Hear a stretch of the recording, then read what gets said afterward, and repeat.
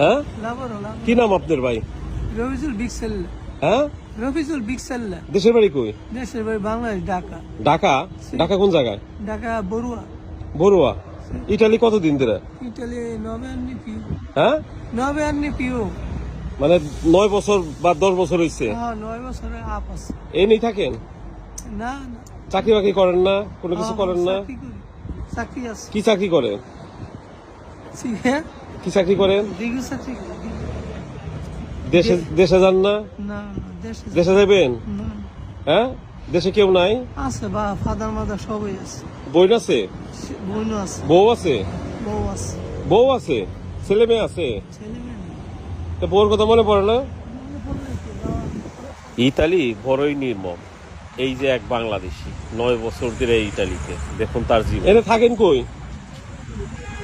ওই যে ওই স্টেশনে এত কষ্ট করে থাকেন, তার চেয়ে দেশে যান গা, দেশের ব্যবস্থা করে দেই, দেশে যান গা। ব্যবস্থা তো হ্যাঁ, না, লক্ষ লক্ষ বাংলাদেশি ভাইয়েরা যারা ইটালিতে আসতে চান তারা এই ভিডিওটা দেখে কিছু শিখুন এবং শেয়ার করুন, কারণ ইটালি আসার পরে এরকম ডকুমেন্ট ছাড়া 9 বছর বউ বাবা মা ছাড়া রাস্তায় জীবনযাপন, আগে ভাবুন তারপরে আসুন।